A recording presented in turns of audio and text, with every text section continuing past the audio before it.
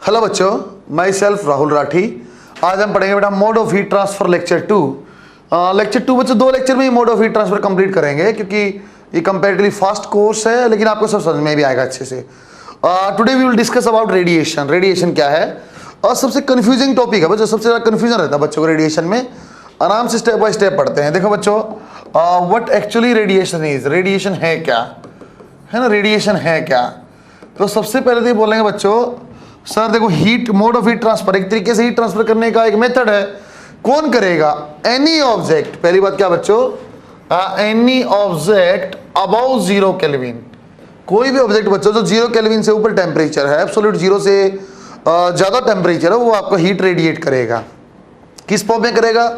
EM wave की form में करेगा। किस फॉर्म में करेगा बेटा?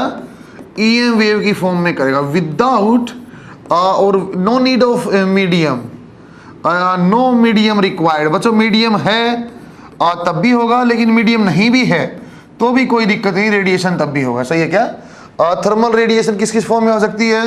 ईएम वेव की फॉर्म में। सर जो रेडिएशन होगा, जो रेडिएशन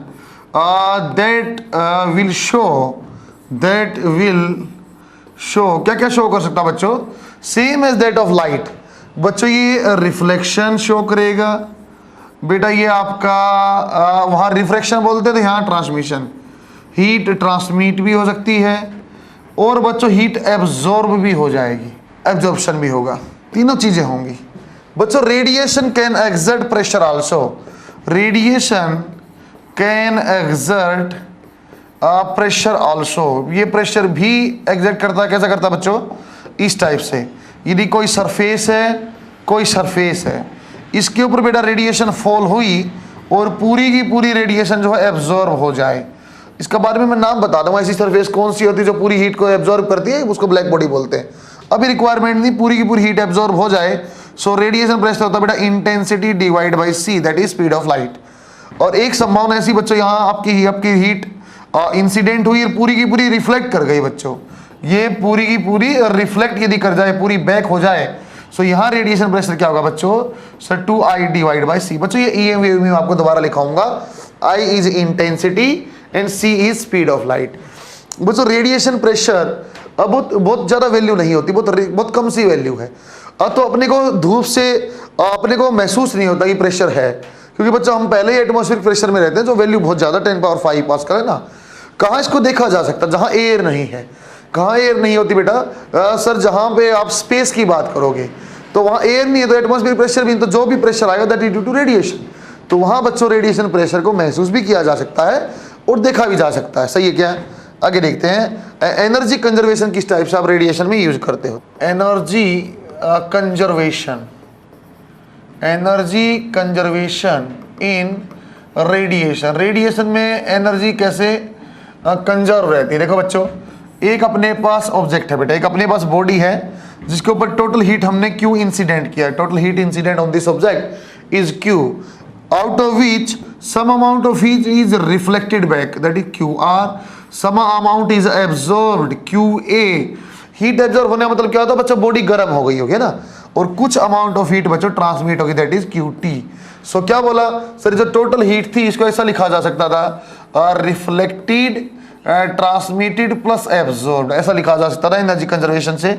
यदि बच्चे यहाँ divide by Q, divide by Q, divide by Q और डिवाइड बाई Q करो, क्या आ जाएगा? 1 QR डिवाइड बाई Q, उसको बोलते हैं स्मॉल r, इसको स्मॉल t और स्मॉल a। बच्चों r होता बेटा रिफ्लेक्टिव कोफिशिएंट, रिफ्लेक्टिव कोफिशिएंट, इसकी वैल्यू क्या आ जाएगी? QR divide by Q। ऐसा बोला जाए तो बच्चों it is a ratio of heat reflected back to total heat incident on that object. सही कैसा बोला जा सकता है? सेम ये क्या होता है बेटा? T that is transmissive coefficient, so that is QT divide by Q। और A क्या आएगा बेटा? आपके पास absorptive coefficient, that is QA divide by this. बच्चों इसको ऐसा लिखा जाता है। आसान आसान से क्वेश्चन बनते बेटा इनमें, कुछ भी ऐसा एग्जाम्पल पूछ लिया जाएगा आपको। सिंपल आपको प्लस माइनस करना होता है कि आपके पास कोई ऑब्जेक्ट है, यहाँ 100 जूल हीट इंसिडेंट किया और जो बच्चों यहाँ 200 जूल जो है रिफ्लेक्ट हो गया, और आपके पास बच्चों 100 जूल यहाँ था, एब्जॉर्ब हो गया। और ट्रांसमिटिव कोफिशिएंट जो है आपके पास आपको निकालना है, क्या आएगा, what is the value of transmissive coefficient. कोई दिक्कत नहीं, सिंपल जोड़ का सवाल है। कैसा सर, आपके पास 1000 है बच्चों, 1000 जूल टोटल थी सर, 100 आपकी एब्जॉर्ब हुई, 200 आपकी रिफ्लेक्ट हुई। सो बाकी बची हीट कहाँ गई होगी सर, ट्रांसमिट हुई होगी। सो ट्रांसमिट वाली हीट कितनी हो जाएगी सर, 700 जूल। और यदि ट्रांसमिटेड हीट आ गई तो बच्चों रेशियो ले लो आप, transmitted divide by total, that we can write as 700 divide by 1000, 0.7। बच्चों यहाँ से ही बॉडी को डिफाइन किया जाता है। यदि कंडीशन बनती है बच्चों यहाँ की आपकी, मतलब ये पढ़ना कोई इंपॉर्टेंट, लेकिन यहाँ जो कंडीशन बनाना तो वो इंपॉर्टेंट है। इफ बच्चों आपकी A इज 1, आपकी A 1 है, R और T दोनों का सम ही 0 है, ना हीट रिफ्लेक्ट हुई ना ही हीट ट्रांसमिट हुई, पूरी की पूरी हीट एब्जॉर्ब होगी। दैट इसका मतलब क्या बेटा, that means sir QA is equal to total heat. इस टाइप की बॉडी को बोला जाता है बच्चों IBB, that is ideal black body. इसको बोला जाएगा बच्चों आइडियल ब्लैक बॉडी। और देखो आप, यदि बच्चों आपके पास R की वैल्यू 1 हो जाए, सो पूरी की पूरी हीट क्या हो गई बच्चों, रिफ्लेक्ट। तो क्या बोला जाएगा, मिरर बॉडी। बच्चों यहाँ ऑब्जेक्ट बोलने की बजाय मिरर बॉडी। सेम कहानी ओपेक। ओपेक आपने सुना हो, ओपेक क्या होता था, जिसमें सर आर पार ना देखा जा सके, ट्रांसमिट ना हो सके। यदि बच्चों ट्रांसमिट की वैल्यू 0 है, कुछ आपका एब्जॉर्ब किया, कुछ रिफ्लेक्ट किया, दोनों मिला के 1 है, इस टाइप के ऑब्जेक्ट को बोला जाता है बच्चों आपका ओपेक। ओपेक ऑब्जेक्ट है ना। और यदि बच्चों A plus R plus T है, that is known as grey body. बच्चों यदि कोई ऐसी बॉडी है बेटा जो कुछ हीट को एब्जॉर्ब करे, कुछ रिफ्लेक्ट करे और कुछ ट्रांसमिट करे, उसको बोला जाता है बच्चों ग्रे ऑब्जेक्ट या ग्रे बॉडी। सही है क्या, ये सही मैंने आपको समझाया है। बच्चों अब मैं आपको कुछ इंपॉर्टेंट डेफिनेशन बता पाऊंगा। आइडियल ब्लैक बॉडी क्या होती है, इसका क्या कंस्ट्रक्शन होना चाहिए, इस टाइप की बातें मैं आपको समझा पाऊंगा। आइडियल ब्लैक बॉडी क्या होती है बच्चों, ideal black body that we can write as IBB। इसको मैं जब भी फ्यूचर में नीड करना होगा तो बच्चों मैं क्या करूंगा, IBB ही आपको बोलूंगा। बेटा जो हम पढ़ रहे हैं ना वो एक्चुअली फेरी ने दिया था, फेरीज कॉन्सेप्ट। फेरी ने दिया था कॉन्सेप्ट, तो फेरीज कॉन्सेप्ट। फेरी ने कैसे कॉन्सेप्ट दिया बेटा, अपने पास एक स्फीयर है और स्फीयरिकल एक metallic sphere, actually this is your metallic, बच्चों एक वर्ड का मतलब बेटा मेटेलिक होलोस्फीयर। ये आपके पास एक मेटेलिक होलोस्फीयर है और जो यहाँ है बच्चों that is a pin hole. यहाँ एक पिन होल है और बच्चों इसके अंदर क्या किया हुआ है, इसके अंदर शेड है, this is of a black colour है ना। ये जो इसके अंदर शेड है बच्चों, इसको लिख दिया मैंने ब्लैक पेंट है ना, ब्लू कलर से लिख रहा हूँ ब्लैक पेंट। ये आपका ब्लैक पेंट इस पर किया हुआ है। मतलब सर पिन होल से आपकी हीट ने इंटर किया, तो बच्चों एक संभावना क्या थी सर, ये हीट यहाँ आएगी और टकराएगी और रिट्रेस कर ले अपना पाथ। एक ऑप्शन ये, क्योंकि मैं जानता हूँ सर ये रिफ्लेक्ट करता है, रेडिएशन भी लाइट जैसा बिहेव करता है, रिफ्लेक्ट करेगा। तो इसको क्या करना चाहता था, मैं चाहता था बेटा पूरी की पूरी हीट एब्जॉर्ब हो।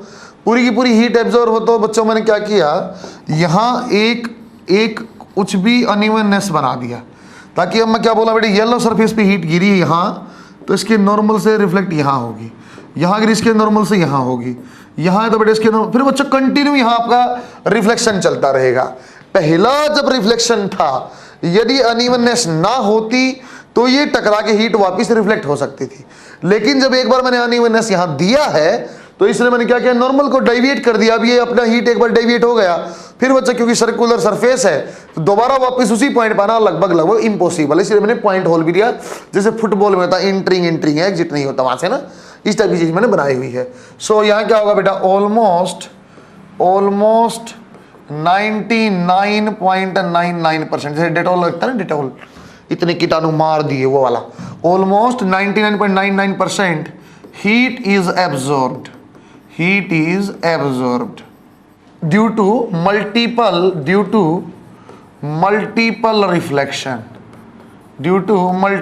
रिफ्लेक्शन, बार बार रिफ्लेक्शन होने के कारण ऐसा हुआ। अच्छा, अब आपको इस बात का भी इंपॉर्टेंस होगा, ये ब्लैक कलर क्यों लिया था, क्योंकि मैं जानता हूं बेटा ब्लैक कलर ज्यादा एब्जॉर्ब करता है, इसलिए हम ब्लैक लिया। एक बार यहाँ गया, मतलब 100 जूल हीट थी, टकराई, ब्लैक कलर से स्ट्राइक किया 90, फिर टकराई 80, तो धीरे धीरे ऑलमोस्ट 0 या पूरी की पूरी हीट जो अपना सरफेस के अंदर एब्जॉर्ब होगी। जब बच्चा अपने कंटेनर, मेटलिक कंटेनर मैंने बोला हुआ, मेटलिक होलोस्फीयर मैंने बोला हुआ है, जब हीट एब्जॉर्ब होगी तो गर्म हो गया होगा। सर गर्म हो गया हो तो ऐसा कुछ होगा, यहाँ का टेम्परेचर ज्यादा होगा और यहाँ का टेम्परेचर कम। तो ये मेटलिक कंडक्टर है बच्चों, मेटलिक कंडक्टर हाई टेम्परेचर से लो टेम्परेचर हीट क्या करेगा, हीट क्या करेगा, फ्लो कर कंडक्ट कर जाएगा, तो सरफेस गर्म हो जाएगी। सरफेस गर्म हो जाएगी, इसका मतलब सरफेस का हाई टेम्परेचर अब बच्चों एमिशन शुरू करेगा। सो हीट एब्जॉर्ब तो हुआ बच्चों होल से आके अंदर धीरे धीरे जाके, लेकिन एमिशन कहां से होगा। सो एक बार लिख देता हूं, ब्लैक बॉडी जो बच्चों गुड एब्जॉर्बर है, जब हमने बोल भी दिया यहां, it is good emitter also, good emitter also. बच्चों ये आपको मैं लास्ट में बिल्कुल किरचॉफ्स लॉ में बताऊंगा, गुड एमिटर आल्सो। अच्छा, हीट विल बच्चों कहां से एमिट होगी, heat will radiate, heat will radiate या रेडिएटेड बाय या from outer surface, from outer surface. इसका बड़ा इंपॉर्टेंस है बच्चों। जब भी आपको मैं बोल रहा हूँ मेरे टेम्परेचर सेम है बच्चों, एक मेरे भाई इतनी छोटी सी फुटबॉल है, कितनी बड़ी फुटबॉल है, एक छोटी सी फुटबॉल है, कितनी बड़ी फुटबॉल है, दोनों का टेम्परेचर 100 डिग्री और 100 डिग्री, कौन ज्यादा हीट रेडिएट करेगा। सर हीट किसकी कहां से जाती थी, आउटर सरफेस से, क्योंकि सरफेस ज्यादा होगी तो ज्यादा हीट रेडिएट करेगा। उसको बाद में रेट ऑफ हीट लॉस के फॉर्मूले से भी बता दूंगा, और यहां से पता चल रहा है बेटा आउटर सरफेस से आपकी हीट जो है एमिट होती है। सही है क्या, बनाओ शाबाश अच्छे से आप। नेक्स्ट हमारे पास लिखा होगा तो 4 definitions, emissive power, spectral emissive power, observative power और स्पेक्ट्रल ऑब्जर्वेटिव पावर। क्या चीजें होती हैं, एमिसिव पावर क्या होती है बच्चों, अच्छे से बात को सुनना है। एक एग्जांपल मैं लूंगा, उस एग्जांपल को मैं रेडिएशन के लास्ट तक कैरी करूंगा। ऐसा है बेटा, अपने पास बच्चों एक ऐसा स्फीयर है, मेटलिक स्फीयर है जो 500 केल्विन पे है, और यहाँ रूम में मैं पढ़ा रहा, यहाँ टेम्परेचर है बच्चों 300 केल्विन, तो टेम्परेचर डिफरेंस तो है। तो 500 केल्विन वाले स्फीयर को मैं रूम में रखा, 300 जहाँ टेम्परेचर, तो क्या करेगा सर, धीरे धीरे 1 दिन में 2 दिन में तो ऐसा होगा 500 से टेम्परेचर स्फीयर का 499, 498, 497, 496, और धीरे धीरे टेम्परेचर इसका स्फीयर का भी 300 हो जाएगा। मैं जानता हूँ सर कैसे हुआ होगा, सर अच्छे सुंदर बेटे, सर कैसे हुआ होगा बेटा, 500 पे जब हमने स्फीयर को रखा 499 हो गया, कुछ हीट रिलीज कर दिया 50 जूल, 498 कुछ हीट रिलीज कर दिया 70 जूल, 497 कुछ हीट रिलीज कर दिया 60 जूल, अलग अलग टेम्परेचर पे अलग अलग हीट रिलीज किया होगा। बच्चा किसी एक गिवन टेम्परेचर पे जो हीट रिलीज कर रहा, लिटरल भाषा में उसको मैं स्पेक्ट्रल बोलता हूं, उसको स्पेक्ट्रल बोलते हैं। सर टोटल 500 से 300 केल्विन तक आने में, 500 से 300 केल्विन आने में, तो हर टेम्परेचर पे अलग अलग हीट लॉस, टोटल हीट को जोड़ लेंगे, that is known as emissive power. So बच्चों इसको डिफरेंशिएट करने लिखते हैं सर टोटल, ये क्या बेटा, टोटल हीट रेडिएटेड, और we can say total heat emitted per unit area, per unit area, per unit time, per unit time is known as emissive power. क्या आ जाएगा बेटा sir, heat total divide by area divide by time. So heat माने joule, area माने metre square, और ये second, so joule per metre square per second, और we can say watt per second, इसको बोलते हैं। नीचे याद करने के लिए मैं आपको लिख देता हूं बच्चों एग्जांपल कैसा, फ्रॉम 500 केल्विन टू 300 केल्विन तक पूरी हीट, तक पूरी हीट, ऐसा वहां तक जितनी हीट रिलीज करेंगे बेटा सारी हीट को जोड़ेंगे, तो दैट इज एमिसिव पावर, है ना। पूरी डेफिनेशन में जानेंगे, पर यूनिट एरिया भी है, पर यूनिट टाइम भी है। स्पेक्ट्रल क्या है सर, हीट एमिटेड और radiated eight a given temperature, eight a given temperature, temperature bracket में मैं लिख दिया वेवलेंथ, इसको बाद में बच्चों मैं वेवलेंथ से रिलेट कर दूंगा जब आपको रेडिएशन कर्व समझाऊंगा। आपने क्या बोला, हीट एमिटेड और radiated eight a given temperature या वेवलेंथ, जैसे मैंने बोला बेटा 498 पे 50 जूल है, सो एक टेम्परेचर में जो हीट है उसको बोलते हैं ऐसा, और again per unit area and per unit time, per unit time, that is your actually spectral emissive power. So क्या लिखा जाएगा बेटा, heat at a given wavelength और टेम्परेचर दिस। अब बोला सर ई लैम्डा की यूनिट बताओ। सो बच्चों एक बात समझ सकते हो सर, सारा ई लैम्डा 498 पे हीट है, 497 पे, सारी ई लैम्डा का जोड़ दिन क्या बन जाएगा ई। सो एक यहाँ ऐसा लिख सकते हैं, E is E lambda d lambda, और कहाँ से कहाँ बच्चों, 0 से इनफाइनाइट। सो यदि मुझे कोई बोलता ई लैम्डा का यूनिट बताओ तो कोई दिक्कत नहीं, तो कैसे लिखता, ई की क्या बेटा, जूल पर मीटर स्क्वायर पर सेकेंड। ई लैम्डा की नहीं जानते सर, लैम्डा है तो वेवलेंथ ही मीटर है, अरे लैम्डा छोटी लैम्डा डी लैम्डा है तो wavelength, so lambda E lambda we can write as joule per metre cube per second. क्या लिखा जा सकता है बेटा, joule per metre cube per second. अब आ गया बच्चों एब्जॉर्बिव, हमको बता चुका मैं एब्जॉर्बिव पावर क्या था बच्चों sir, heat total heat absorbed divide by total heat absorb divide by आपका total heat incident. It is a unitless quantity, it is a unitless quantity, dimensionless. ये कौन सा बच्चों सर, ये वो कहानी है, थोड़ा सा उल्टा पढ़ लेते हैं। 300 केल्विन पे मेरा ऑब्जेक्ट रखा था, उसके ऊपर धीरे धीरे मैंने हीट किया इंसिडेंट, 10 जूल किया तो 2 जूल एब्जॉर्ब हो गया, 8 का कुछ और हो गया, कोई रिफ्लेक्ट और ट्रांसमिट। फिर मैंने 20 जूल डाला तो 5 जूल एब्जॉर्ब, कुछ अलग। तो टोटल हीट इंसिडेंट मान लो मैंने 1000 किया और टोटल हीट एब्जॉर्ब मान लो 200 ही हुआ। सो एब्जॉर्बिव पावर पहले भी समझा दिया। सो ये आ रहा है Q A divide by this. अब इसको देखना बेटा ए लैम्डा क्या हो जाएगा सर, फिर वही कहानी sir, heat absorb at a given temperature, heat absorb at a given temperature. ये कौन सी है बच्चों, total heat absorb, total heat absorb है ना बेटा क्यू। और ये कौन सी बच्चों, heat absorbed at a given temperature. जैसे 29 डिग्री से 30 डिग्री गए तो कितनी हीट किया, उस टाइप की बातें। और इसको क्या सर, टोटल सारी हीट जोड़ देंगे तो ए लैम्डा पूरा जोड़ दिया जाए क्या बन जाएगा, ए बन जाएगा।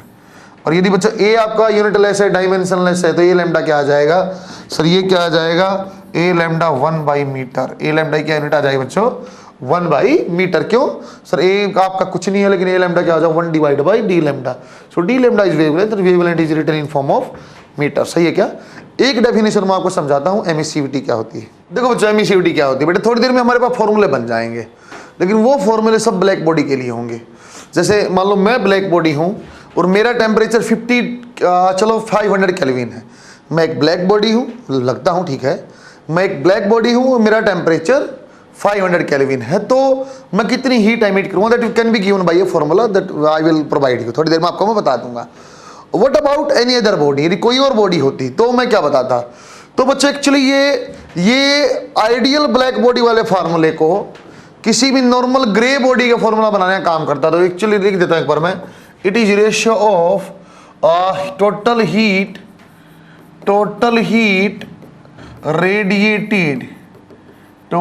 Radiated by grey body divide by total heat radiated by ideal black body. ये ऐसा आपका रेशियो है। कब वैलिड होगा बच्चों, बोथ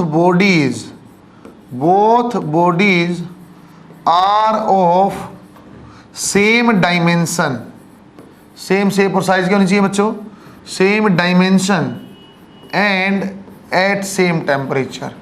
तो भी आप कंपेयर कर सकते हो। यदि मैं बोल देता सर आपकी, जैसे बच्चों मेरी एमिसिविटी में बोलता हूं 0.7 है, यदि मैं बोलता हूं बच्चों मेरी एमिसिविटी 0.7 है, तो आप बताओ सर आप एक ग्रे बॉडी नॉर्मल बॉडी हो, आपकी एमिसिविटी 0.7 है, तो कितनी हीट आप एमिट करते हैं। मैं बोलता कैसे सोचता बेटा, जब आइडियल ब्लैक बॉडी था तो मैं 1000 हीट एमिट करता था, अब कितनी करूंगा तो ग्रे बॉडी की हीट कितनी हो जाएगी, ग्रे बॉडी कितनी हो जाएगी सर एमिसिविटी और आइडियल ब्लैक बॉडी। देखो बच्चों ये रहा ideal black body into emissivity. Sir 0.7 आपकी एमिसिविटी है, आप आइडियल ब्लैक बॉडी होते कितना हो जाए 1000, तो कितना आ जाएगा 700 जूल। तो एक्चुअली बच्चा आपको समझाया मैंने, ग्रे बॉडी का कोई फॉर्मूला नहीं होता है। These formulas are derived for ideal black body. यदि आइडियल ब्लैक बॉडी के लिए है मैं नॉर्मल सारी बॉडी, तो बाकी ग्रे बॉडी है बच्चों, कोई एब्जॉर्ब भी करता है भाई, एमिट भी करता है और ट्रांसमिट भी करता है, तो ये बॉडी तो ग्रे बॉडीज हैं। So how can we relate with this formulas. तो उन्हें बता सर एक काम करो, अपने आपको आइडियल ब्लैक बॉडी मान के एक फॉर्मूले से सवाल से आप वैल्यू निकाल लेना, एमिसिविटी में आपको दूंगा। So emissivity into ideal black body आप कर दो, ग्रे बॉडी का फॉर्मूला बन गया। Emissivity into ideal black body वाली हीट कर दो, अपने आप फॉर्मूला बन गया, बनाओ शाबाश। बता नेक्स्ट टॉपिक हमारे पास है बेटा स्टीफन्स लॉ। स्टीफन्स लॉ ने क्या बोला सर, जो आप आइडियल ब्लैक बॉडी की बात किया ना, उसका फॉर्मूला क्या हो, वो वैल्यू क्या हो, कितनी हीट एमिट करेगा उसकी आप बात बताओ। तो बच्चों स्टीफन लॉ ऐसा बोलता है, कोई भी बॉडी जिसका टेम्परेचर T केल्विन है, बच्चों केल्विन में टेम्परेचर लेने लग जाएंगे रेडिएशन में, और बच्चों A जो है बेटा इसका सरफेस एरिया है। बच्चों आपको सरफेस एरिया का लॉजिक में बता चुका था, heat will be radiated from outer surface, तो एरिया कैसे लेना पड़ेगा, सरफेस एरिया। सो यहां क्या बोलता बच्चों, for an ideal black body emissive power is directly proportional to fourth power of absolute temperature. ऐसा बोला जाता है, for an ideal black body emissive power of an ideal black body is directly proportional to fourth power of absolute temperature. बच्चों emissive power को ऐसा लिखो, ई proportional data लिख दिया सिग्मा टी पावर 4। बेटा सिग्मा क्या है, स्टीफन्स कांस्टेंट है। सिग्मा क्या बेटा आपका, स्टीफन्स कांस्टेंट है। इसकी वैल्यू क्या होगी सर, इसकी वैल्यू आ जाएगी, इसकी बहुत आसान वैल्यू होती है बेटा, कैसा सर 5678 5.67 इंटू 10 पावर -8। बच्चों इसका क्या था, ई की unit what per metre square और टी पावर 4 नीचे केल्विन पावर 4। सही है क्या बच्चों। ई का फॉर्मूला आपने क्या बना था, मैं कोई बोला ना बेटा emissive power. Sir emissive power किसकी ज्यादा, एक छोटी सी बॉडी है, टेम्परेचर इतनी छोटी सी बॉडी, टेम्परेचर 500 केल्विन, एक इतनी बड़ी आपकी बॉडी है और टेम्परेचर आपका 500 केल्विन, किसकी एमिसिव पावर ज्यादा है। सो सिंपल आपको फॉर्मूला दिखाई दे रहा है, एमिसिव पावर का sigma into T power 4। Emissive power for an ideal black body only dependent on its temperature. क्या एरिया पे डिपेंड किया, नहीं। क्या शेप पे डिपेंड किया, नहीं। किसके डिपेंडेंट है बच्चों, ओनली टेम्परेचर। सो एमिसिव पावर क्या लिखा था बच्चों, Q divide by A divide by T is sigma into T power 4। बच्चों आपको पूरे के पूरे PMT में 4 से 5 बार 4 to 5 टाइम्स PMT में पूछा बच्चों, नीट में पूछा है। सो हमने ध्यान क्या देना है सर, एमिसिव पावर जो होती है वो Q divide by A divide by T वो सिग्मा इंटू टी पावर 4 होता है। सही है, वो हम जानते हैं। अच्छा इसके बाद यदि मुझे बोले टोटल हीट कितनी एमिट हुई है बताओ, या आपको heat rate of heat emitted पूछ ले, Q बाई T पूछ ले। बच्चों इस टाइप क्वेश्चन में कोई यूनिट देखना है क्या दिया हुआ, जूल दिया है, Q पूछा है। यदि बच्चों वोट दिया है, जूल पर सेकंड दिया है, Q बाई T पूछा है। सो आप देख रहे बेटा Q बाई T क्या बन जाएगा सर, Q बाई T आ जाएगा sigma A T power 4। Area भी डिपेंडेंट है और टेम्परेचर भी क्या आ जाएगा, हीट यदि पूछा Q A T power 4 into time. इनको याद नहीं करना, आपको याद कौन सा करना है, एमिसिव पावर वाला। और एमिसिव पावर अगर Q divide by A divide by T that is equal to sigma into T power 4 emissive power है। बाकी यूनिट में देख लो, joule per second Q by T पूछा हुआ है, उसको बच्चों रेट ऑफ हीट रेडिएटेड भी बोलते, रेट माने डिवाइड बाई टाइम। यदि टोटल हीट रेडिएटेड बोले तो बच्चों Q पूछा हुआ, तो किसके ऊपर डिपेंडेंट है सर, ये एरिया के ऊपर भी, टेम्परेचर और टाइम के ऊपर भी। अच्छा ये फॉर्मूला किसके लिए वैलिड है बच्चों, आइडियल ब्लैक बॉडी। फिर यदि कोई बोल दे ग्रे बॉडी का बताओ, फॉर ग्रे बॉडी, क्योंकि बच्चों ज्यादातर ऑब्जेक्ट तो ग्रे बॉडी हमारे पास है। ग्रे बॉडी कैसा, जो कुछ हीट को एब्जॉर्ब करे, कुछ एमिट करे और कुछ बच्चों का रिफ्लेक्ट भी करे। सो ग्रे बॉडी के लिए पूछें क्या करेंगे, तो ग्रे बॉडी का आपको सीधा मैंने क्या बताता बच्चों, आप एमिसिविटी गुणा कर लो ब्लैक बॉडी के फार्मूले से। सो Q A बाई T यदि कोई पूछेगा तो emissivity into sigma into T power 4। Similarly you can right for Q by T and Q, सीधा Q में लिखता हूं बच्चों, कितना आ जाएगा sir, emissivity sigma A T power 4 into time. सही है क्या बच्चों, आपको अलग से रट्टा नहीं मारना है ना, बना बेटा के नीचे नोट लिखेंगे क्या, एमिसिव पावर किसके ऊपर डिपेंडेंट है, एमिसिव पावर। नोट आप लिखोगे तो नोट आप लिखोगे, साथ में लिखो बेटा emissive power for an ideal black body dependent only on temperature but rate of heat radiated and total heat radiated that depends on किसके ऊपर बच्चों, area as well as temperature. यदि टोटल हीट की बात करें तो आल्सो डिपेंडेंट ऑन टाइम। बनाओ शाबाश बच्चों। जैसे स्टीफन लॉ हमने पढ़ा ना बेटा, तो कई बार से बोलता सर ये तो बॉडी का आपने बता दिया कि एक बॉडी टी टेम्परेचर इतना एमिट करेगा, लेकिन लगातार एमिट होता है तो हर बॉडी ठंडी होती रहती है, ऐसा नहीं होता है। तो साथ में बॉडी एब्जॉर्ब भी करती है, एमिट भी करती है। तो बच्चों इसको मोर करेक्ट वे में लिखने के लिए कुछ बोल्ट्जमैन ने ऐड किया। सो उसको बोला जाता है बच्चों स्टीफन्स बोल्ट्जमैन लो। इसको ऐसा बोला स्टीफन बोल्ट्जमैन लो, इसको ऐसा बोला अपने पास body temperature body T B है और सराउंडिंग है sir area A। So in this case emissive power we can write as sigma और क्या आ जाएगा बेटा, body power 4 minus surrounding power. So बच्चों आप देख लेना बेटा, जब सराउंडिंग भी दिया तो आपको ये वाला फॉर्मूला यूज करना है। Similarly Q by T you can write as sigma A body power 4 minus, ये ऐसे लिखवा रहा हूं एक बार, कोई इतनी इंपॉर्टेंट है नहीं। अब चाहो तो ग्रे बॉडी के लिए बन जाएगा सिंपल एमिसिविटी से मल्टीप्लाई करके।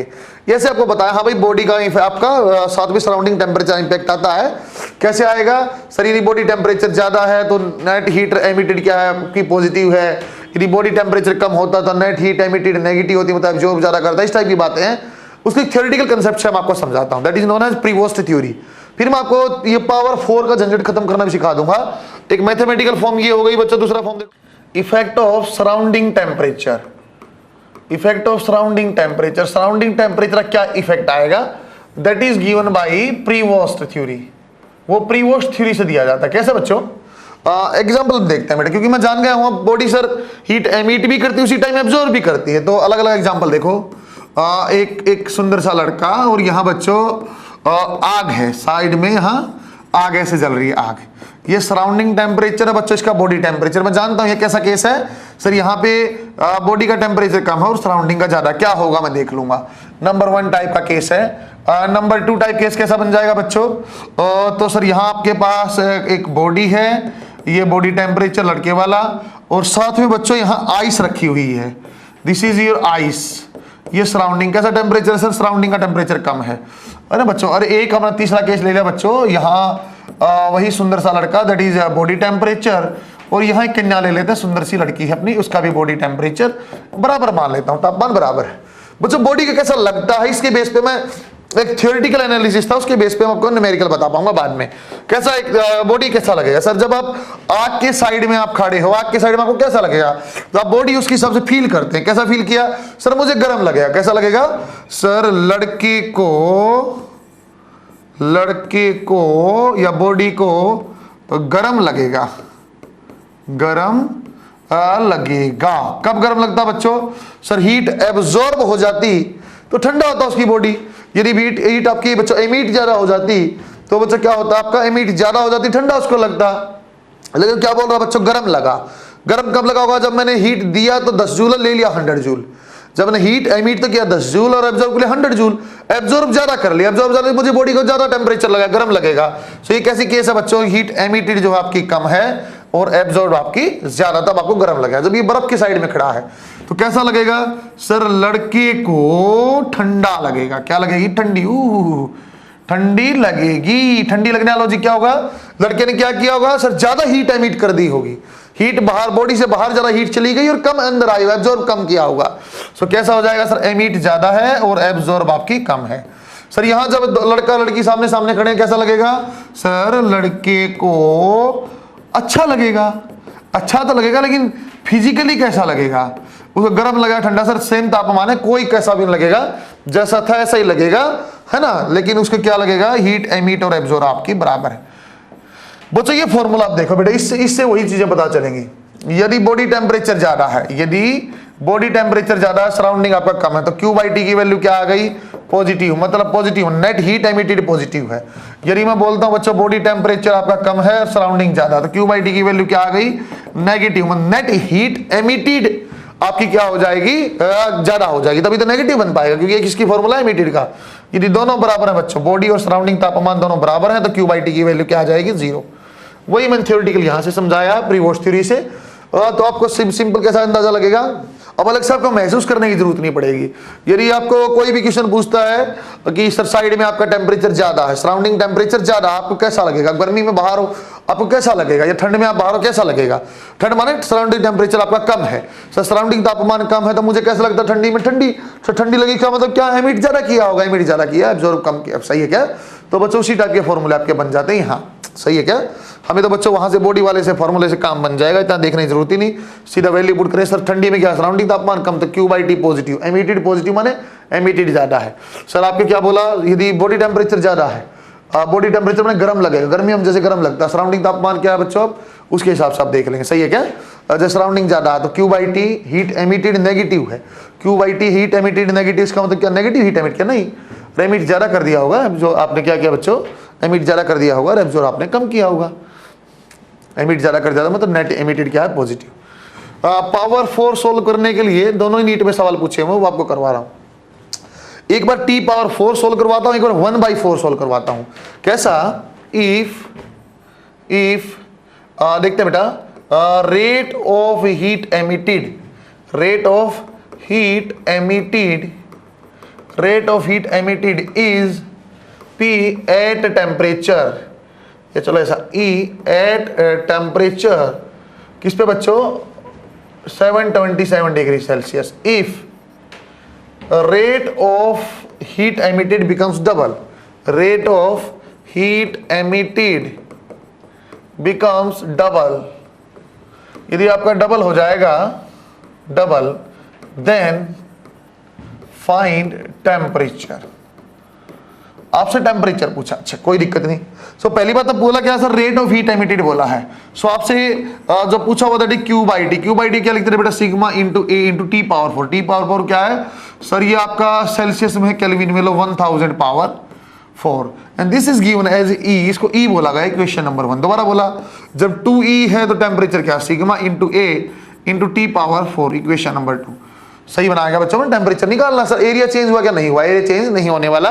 क्यों नहीं होने वाला सर, बॉडी सेम है, टेम्परेचर आपने इंक्रीज किया है। बच्चा ऐसा लिखता है, use equation number 1 in equation number 2। इसमें यूज करते हैं क्या आ जाए, 2E की वैल्यू क्या, सिग्मा ए 1000 पावर 4 और ये sigma A T power 4। Sigma A और सिग्मा ए आपका कैंसल। सो टी कितना आ जाएगा बेटा, 2 पावर 1/4 इंटू 1000। बच्चा आपके पास अब तरीका ये है, या तो बेटा आप लोगरिथमिक से 2 पावर 1/4 सॉल्व कर लो। एक बात तो ये, क्योंकि आप log 2 की वैल्यू जानते हो, केमिस्ट्री में हम पढ़ते हैं। एक तरीका और बच्चा, आप इसको अंडर रूट और अंडर रूट सोल्व करो। 2 पावर 1/4 मन नहीं जानते, लेकिन ऐसा आप जानते हो सर, अंडर रूट 2 और उसकी पावर हाफ है। बच्चा रूट 2 क्या होता था, 1.41 पावर हाफ। सही लिखा, ये हमें याद था। सर 1.41 का अंडर रूट जानते हो, नहीं जानता। क्या इसके आसपास किसी वैल्यू का जानते हैं, हाँ 1.44 का जानते हैं। 1.44 क्या होता था बेटा, 1.2 into that is 1000, approximation 1200 kelvin. Sir ये तो 2 टाइम्स का हुआ, 3000 आपका 3 टाइम्स होता तो कोई दिक्कत नहीं। तो 3 को अंडर रूट और अंडर रूट करते हैं हम। 3 का अंडर रूट कितना था बेटा, 1.73। उसका अंडर रूट जानते हो, नहीं सर उसका नहीं जानते। उसके पास में है 1.69, वो 1.3 होता है। सो 1.3 से थोड़ा सा ज्यादा, सो 1300 से थोड़ा सा ज्यादा जो ऑप्शन तो हम टिक करते हैं। सही है क्या, गुड। ये मैंने आपको सोल्व करना सिखा बेटा, 1/4 पावर कैसे सोल्व करते हैं, ये हमने ऐसा देखा है। पावर 4 कैसे सोल्व करते हैं वो देखते हैं बेटे। एक तरीका और है, अच्छा सा क्वेश्चन है। Again it is single star PMT, rate of heat emitted is E at temperature T if temperature is increased by 10%. If temperature is increased by 10%, what will be effect on rate of heat emitted? बच्चों ऐसा सवाल पूछ लिया, option दे दिया, but it will increase by ऐसे 10%, 40%, 20%, this is 46%, ऐसा करके देखते हैं। सबसे पहले क्या करेंगे सर, आपसे दिया क्या, रेट ऑफ हीट एमिटेड, उसकी इसी फॉर्म में लिखो, Q by T sigma A T power 4। Sir जो कांस्टेंट को हटा दो, so Q by T is proportional to T power 4। इसको तो ई लिखा सर, इसी को तो हमने ई लिखा sir, E proportional to T power 4। क्या बच्चों यूनिट एंड डायमेंशन की तरफ परसेंटेज चेंज निकाल देता हूं, कैसे sir, percentage E is 4 times of percentage T. Sir 4 into 10 that is 40%। क्या ये ऑप्शन करेक्ट है, क्या ये ऑप्शन करेक्ट है, नहीं बेटे ये ऑप्शन रॉन्ग है। क्यों सर, ये जो मेथड आप यूज करते थे, मेथड नंबर 1 जो आप यूज करते थे यूनिट डायमेंशन वाला, that was valid up to 5% only, है ना बेटा। ये कब तक करेक्ट था, अप टू 5%, लेकिन ये तो 10% है, ज्यादा है।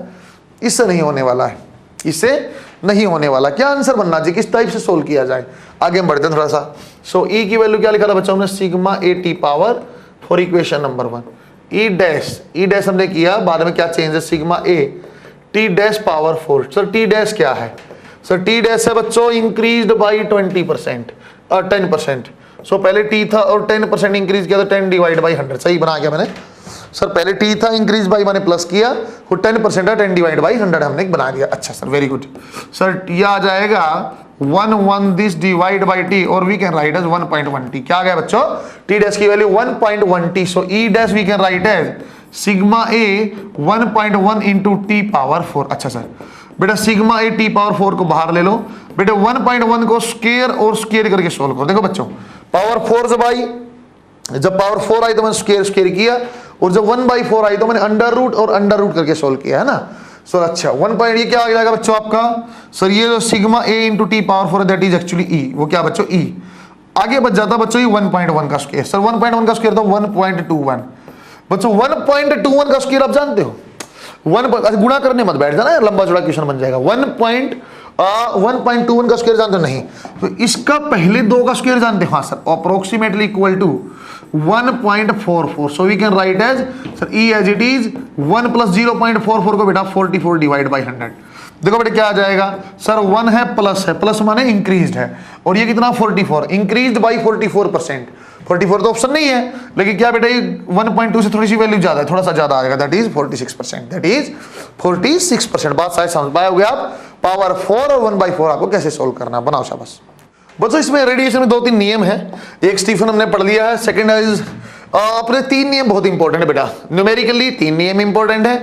कौन सा है, बल्कि 2 ज्यादा इंपॉर्टेंट, न्यूटन लॉ एक मैं अभी बता रहा हूं, that is Newton's cooling law, Newton's cooling law एक ही आ जाएगा आपका, that is numerically again important. Newton cooling law कैसे यूज होता है बच्चों, ऐसी चीजें सर, जैसे आपके पास चाय दी हमने, चाय 80 डिग्री सेल्सियस पे 5 मिनट बाद तापमान होगा 60, तो उसके अगली 5 मिनट बाद कितना होगा, इस टाइप की बातें न्यूटन कूलिंग लॉ में पूछा जाता है कि हमने पानी की बाल्टी में गर्म पानी भरा था, कुछ समय बाद देखा था धीरे धीरे ठंडा हो गया है, तो कितने टाइम में कितना ठंडा हुआ, इस टाइप की बातें न्यूटन कूलिंग लॉ। बच्चों लिक्विड के लिए वैलिड है। सो पहला star point, it is used to find out a specific heat of liquids. बच्चों लिक्विड की स्पेसिफिक हीट निकालने काम आता है। Temperature difference between body and surrounding should be less than कितना बच्चों, 35 डिग्री और 35 केल्विन। आप जानते हैं टेम्परेचर डिफरेंस में डिग्री और केल्विन एक ही बात है। अच्छा, अगली कंडीशन में क्या 35, ये लमसम है बच्चों, ऐसा कोई फिक्स वैल्यू नहीं, लेकिन लिखा हुआ एनसीईआरटी में मानते हैं 35, लेकिन 50 डिग्री तक कोई दिक्कत नहीं, 10-20 तक कोई दिक्कत नहीं। दिक्कत कहाँ आएगी, जहां बॉडी टेम्परेचर 400 है, आपकी सराउंडिंग टेम्परेचर 400 और बॉडी 600 है, 200 का डिफरेंस है। ऐसे चीज में आपको फिर वो लगाना पड़ेगा, body power 4 minus surrounding power 4, इस टाइप वाली बात है ना। इसे क्या बोला, इन्हें बोला बेटा rate of cooling of a liquid is directly proportional to body minus surrounding, ऐसा उसने बोला बच्चों। So we can write as minus dt, बच्चों माइनस क्यों है, क्योंकि रेट ऑफ कूलिंग के बॉडी माइनस सराउंडिंग, इस टाइप से। बच्चों dt क्या है, चेंज इन बॉडी टेम्परेचर है बच्चों, ये क्या है बेटा, चेंज इन बॉडी टेम्परेचर। क्यों, इस टाइप के सवाल आपसे पूछता है बच्चों कि 80 डिग्री से 50 डिग्री होने में लग गई टाइम 5 मिनट, और आपका 60 डिग्री से 30 डिग्री होने में कितना टाइम लगेगा बताओ, यदि सराउंडिंग या एम्बिएंट टेम्परेचर जो है 20 डिग्री सेल्सियस, इस टाइप की बातें पूछता है। तो बॉडी के 2 टेम्परेचर रहते हैं, जैसे एक 80 से 50 गया, तो एक बार पहले 80 था और फिर 50 है, और कुछ टाइम में यहां तक पहुंच गया है। सो जो dt है ना बच्चों, बॉडी का टेम्परेचर चेंज, ऐसा लिखता हूं sir, body final temperature, body initial temperature divide by time के। बच्चों ये एक बॉडी टेम्परेचर यहां क्या लिखता हूं बेटा, एवरेज बना देता हूं, this is approximation method actually, है ना। सो बच्चों क्या लिखा जाएगा सर, ये बॉडी का आप लोग एवरेज तो ऐसे आ जाएगा, body initial body final divide by 2, ऐसे। इस माइनस को अंदर लेके जाएंगे, क्या बन जाएगा sir, body initial minus body final divide by time, minus अंदर गया, और के और बॉडी का एवरेज टेम्परेचर माइनस सराउंडिंग। बच्चों ये एक फॉर्मूला बन जाएगा। न्यूटन कूलिंग लॉ का कोई भी क्वेश्चन होगा, इस फॉर्मूला के 2 बार लगाएंगे, इस फॉर्मूले को 2 बार लगाएंगे, लर्न और फ्रंट पेज बच्चों 3-4 बार पीएमटी में आया है। इस फॉर्मूले के 2 बार लगाएंगे, कोई भी क्वेश्चन सोल्व हो जाए, कोई दिक्कत ही नहीं है। अलग वेरिएशन भी है, एक्सपोनेंशियल वेरिएशन होता है, आपको ग्राफ की फॉर्म में अलग बताऊंगा, लेकिन न्यूमेरिकल इससे ही बनाएंगे, न्यूमेरिकल यहीं से बनाएंगे। देखो कैसा, जैसे मुझे ये क्वेश्चन पूछा था 80 से 50 डिग्री होने में 5 मिनट लगा, 60 से 30 होने में कितना टाइम लगा। देखो कैसा सर, पहले फॉर्मूला इनपुट करना, बॉडी का इनिशियल 80 है, फाइनल 50 है, टाइम 5 है के, और बॉडी का average 80 plus 50 divide by 2 minus surrounding माने 20। सोल्व करेंगे कितना आ जाएगा, 30 डिवाइड बाई 5 के एज इट इज, ये कितना आ जाएगा बच्चों 65, तो 45, इक्वेशन नंबर 1। मैंने एक इक्वेशन बनाई बच्चों पहले वाली कंडीशन से, सेकंड इक्वेशन सेकंड वाली कंडीशन से, 60 माइनस 30 डिवाइड बाई टाइम नहीं पता, और ये क्या आ जाए बेटा 60 plus 30 divide by 2 minus 20। Solve किया बेटा, ये आपका 90 45 25 हो जाएगा। सो दैट इज योर 25। बच्चों कोई भी क्वेश्चन होगा, इक्वेशन 1 और 2 आपका बन जाएंगे, 2 बार आपका न्यूटन कूलिंग लॉ आपको लगाना है। जब ये बन जाएगा तो बेटा आप 1 डिवाइड बाई 2 कर दो, हमेशा यही पैटर्न फॉलो करेंगे। 1 डिवाइड बाई 2 किया, 30 divide by 5, 30 divide by t, और that is 45 divide by 25। Solve करेंगे तो बेटा t is equal to 9 minute. कितना टाइम लग जाएगा, 9 मिनट। मैं देख भी रहा हूँ सेम टेम्परेचर डिफरेंस है, 80 से 50 का सेम टेम्परेचर डिफरेंस है, लेकिन टाइम बढ़ने लग गया है ना, 5 मिनट था फिर 9 मिनट था। मतलब जैसे जैसे ठंडा होता जाएगा सेम टेम्परेचर ड्रॉप में टाइम इंक्रीज होता है। सही है क्या? और इसके कुछ और भी बताऊं। देखो बच्चों क्या पूछ सकता है आपसे ज्यादा से ज्यादा, आपको यहाँ टाइम दे देता है, टाइम और सराउंडिंग टेम्परेचर, फिर भी कोई बात नहीं, सेम इक्वेशन आती, सेम इक्वेशन यहाँ सराउंडिंग में TS आ जाता, ये सेम इक्वेशन यहाँ 9 दिया होता कि ये भी एज इट इज सराउंडिंग आ जाता। मतलब आपको कोई इनमें से एक अननोन चीज होगी, 2 बार इक्वेशन लगाएंगे और दोनों बार ये रेशियो लेंगे, अपने आप आंसर आएगा। सही है क्या? इंपॉर्टेंट नोट में कुछ बना देता हूँ, ग्राफिकल जो इसमें बनता है वो भी आपको बता रहा हूँ। जो आपका इंपॉर्टेंट नोट बनता है ऐसे बनता है, if temperature drop in body या लिक्विड, चलो लिक्विड लिखते हैं, in liquid is same, that means time will increase, time will increase, time क्या करेगा बेटा? इंक्रीज हो जाएगा। कैसा? सर यदि मैं बोलता हूं पहले 80 से 70 डिग्री गया, टाइम लगा 5 मिनट, 70 से 60 जाएगा तो कुछ टाइम ज्यादा लगा, मान लो बच्चों आपका 7 मिनट, बच्चों आप 60 से 50 जाओगे तो और ज्यादा टाइम लगेगा, मान लो बच्चों 10 मिनट। तो जैसे जैसे बच्चों आपका टेम्परेचर ड्रॉप, देखो बच्चों सब में ही सेम है लेकिन टाइम इंक्रीज। ऐसा क्यों हो रहा है? क्योंकि डेफिनेशन है sir, delta T by T, और ये आपका body minus surrounding divide by के, ऐसा था। सो क्योंकि टेम्परेचर ड्रॉप तो आपने सेम लिया, सेम लिया, so sir body minus surrounding जो टेम्परेचर है वो इनवर्सली प्रोपोर्शनल टू टाइम है। और बॉडी का टेम्परेचर क्या बच्चों? एवरेज बॉडी ये 75 था, ये आपका 65 है, 55। बॉडी का टेम्परेचर क्या है? डाउन हुआ है, सराउंडिंग सेम है, सो डिफरेंस कम हुआ तो टाइम आपका बढ़ेगा, या यहाँ से पता चला। सेम कहानी नोट नंबर 2, नोट नंबर 2 ऐसा लिखा, इफ टाइम इज सेम, यदि टाइम आपका सेम, यदि कोई बोलता है आप पहले 10 मिनट थे तो बताओ कहाँ से कहाँ, मान लो बेटे 80 से 70 गया तो अगले 10 मिनट के बाद कहाँ जाएगा? तो कितना ड्रॉप हुआ बच्चों? टेम्परेचर ड्रॉप 10 डिग्री, अगली बार 10 नहीं हो, कुछ कम होगा, क्योंकि टाइम सेम लिया तो टेम्परेचर ड्रॉप कम होगा।